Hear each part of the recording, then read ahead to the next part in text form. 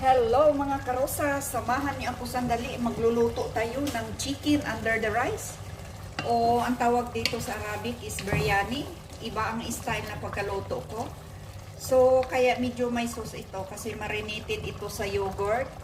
Tsaka yung onion dito, pina-fry ko na, pina-brown ko. Tapos nilagay yung manok na marinated na ang daming spices. Tapos lagyan ng potato.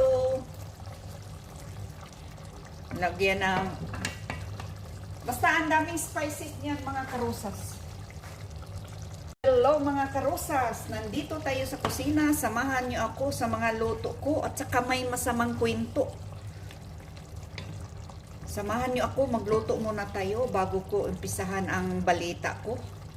Ito, magluto tayo ng chicken biryani. So iba ang style ng chicken biryani ko, napaka-simple lang. Kaya medyo may, sa tingin nyo medyo may sauce ito.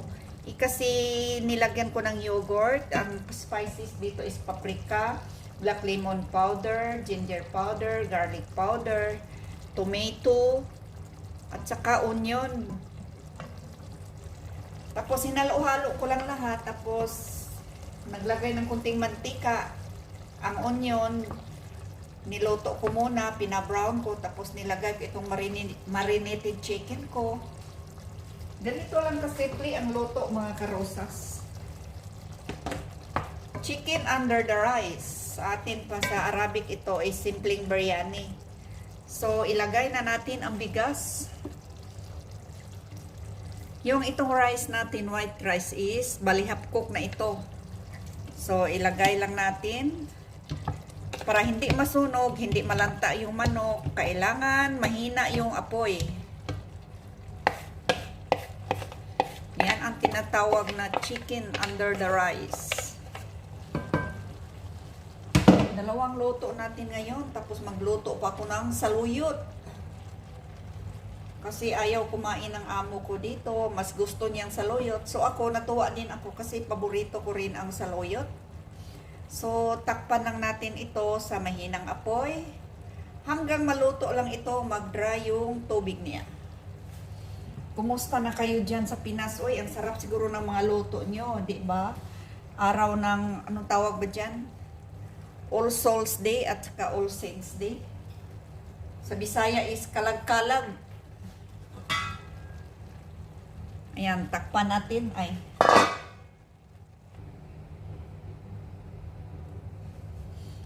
So, ayan na. Nilagay ko na yung bigas. So, ayan. Yung water niya, yung yogurt niya, mag-dry yun maya konti. Napakasarap. So, kailangan mahina lang apoy kasi para hindi masunog. Kasi pag malakas ang apoy, masunog, walang lasa, malanta din ang manok, malanta din ang patatas. So, kailangan sa mahinang apoy, ilipat na natin sa ibang burner kasi magluto tayo dito ng mulukiya. Mulukiya yung saluyot. Initin na natin yung kasirol.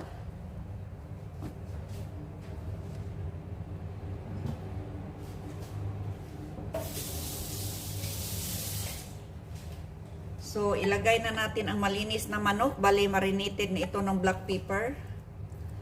So, kailangan i-fry na natin muna sa walang mantika para mag-dry yung water niya. Saka lagyan natin ng mantika.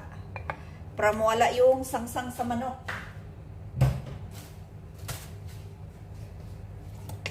Ayan. Hayaan lang natin hanggang magtuyo ito. So, bali konti lang ito mga karosas kasi half chicken lang ito.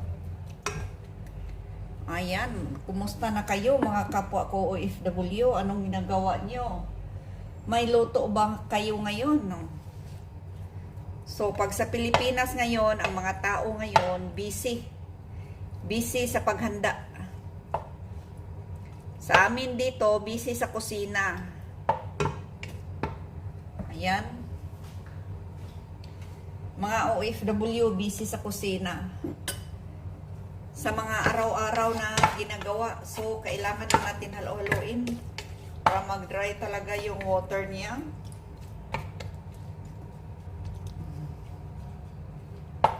So, kailangan talaga mag-dry. So, kunti lang ang manok natin. Kasi pag damihan ng loto, hindi rin maubos. Nasayangan ako kasi kunti man lang kakain. Bali, 2 tao lang kakain dito. So, wag nating sayangin. So, habang nagluluto, kakain muna tayo ng parang chichirya. Sa atin, parang sitsaron. Kasi nagugutom. Wala namang problema sa akin dito. Anytime pwede akong kumain. Walang bawal. Yan. Kailangan mag-try talaga siya para mawala yung amoy sa manok. So, bago natin lagyan ng mantika, ipa-dry muna natin yung water niya. Para mabango at saka masarap.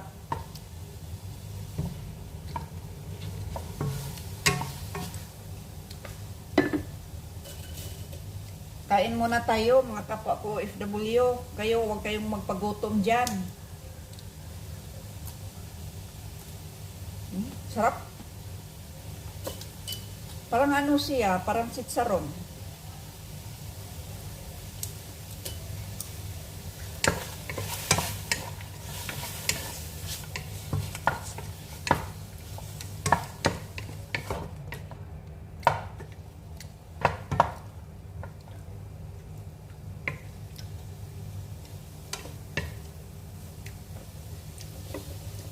Nagtaka yung, alam mo mga karusas, dapat sa ganitong oras nagkakape din ako habang nagluluto. Nagtaka na yung amo ko, bakit raw hindi na ako nakita nagkape. Kasi kinokontrol ko yung sarili ko. Isang bisis na lang ako nagiinom ng coffee sa umaga lang. Kinokontrol ko yung sarili ko kasi ina-adjust ko ang pag-inom ng kape. Alam mo naman, pag magkaedad na tayo, baka lumalabas na yung kayamanan natin. So, dapat kontrolin natin yung coffee. Maganda naman daw yung coffee. Ayun sa nabasa ko, maganda naman daw sa kalusugan. Pero parang tumataba ako dahil sa coffee kasi malakas ako mag-sugar. So, ngayon, tinatry ko talaga once a day lang ako mag-coffee. Wala nang asukal. Yung una, napakahirap. Pero, ginawa ko yun para sa sarili ko, para sa health ko. Mamaya, maanuhan tayo ng kayamanan sa katawan natin, mahirap na. So, hindi talaga ako nag-sugar na pag uminom ako ng kape. So, nakaya ko naman. Yung una, napakahirap. Pero habang tumatagal, medyo parang natanggap ko na. Aroy, parang nabigo.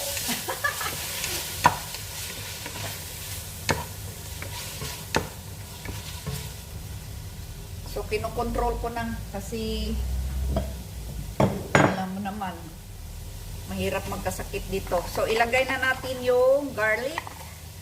Yung garlic talaga yung dinikdik ko. Bali, isang buo ito. Tapos, i-fry natin.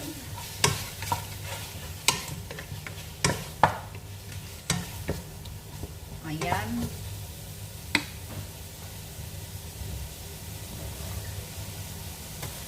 Sa awa ng Diyos ngayon, nakontrol ko na yung sarili ko. So, ilagay na natin ang frozen na coriander leaves. Nung isang araw pa ito binibili, yung coriander, nilinis ko, tapos hiniwa-hiniwa ko, nilagay ko sa freezer. Kasi ang coriander kasi, madali siya madali tawag ba dyan? Madali siya masira, madali magyelo. Pag once magyelo na, pangit na gamitin sa pagluto. Parang wala nang lasa yung luto mo. Kaya nga, pag may coriander, sinikap ko talaga na first day, second day, malagay ko na sa freezer. Kasi sayang. Lagyan natin ng black pepper. Ganito ako magluto, mga karosas.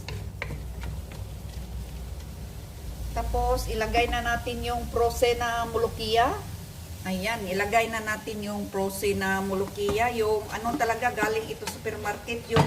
Yung durog, as in durog talaga. Super durog.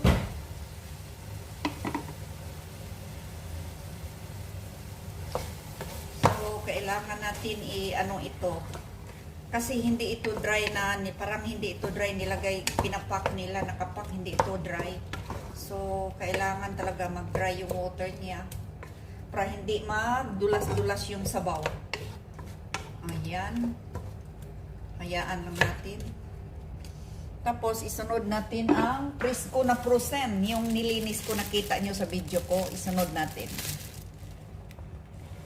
Tapos, ilagay na natin yung dahon talaga. Yung nilinis ko nga, ako ang naglinis. Tapos, pinadry ko konti. Ayan. Mas gusto ko din ang mulukiya. Saluyot.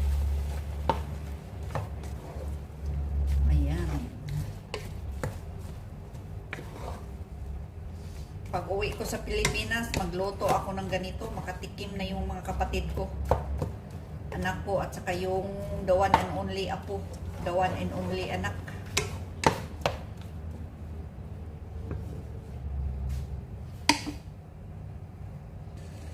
Ilagay na natin lahat yung coriander.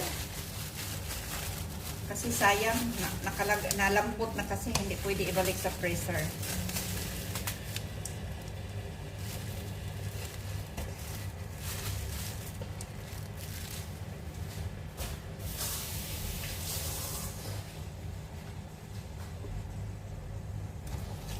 Ayan.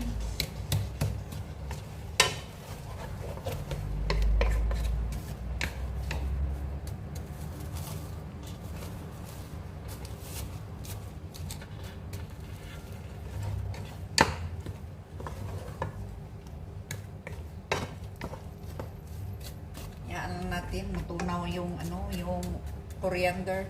Kasi may part na frozen pa. Yan, update sa luto ko, yan. Hindi pa tuyo, hindi pa luto. Hayaan lang natin ito. Masarap yan mga karosas. Kain muna tayo.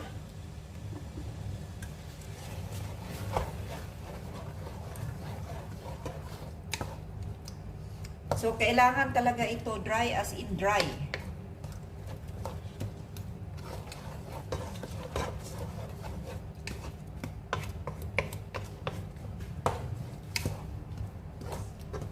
Kumusta na kaya sa Pilipinas ngayon? Parang namimiss ko rin ang Pilipinas.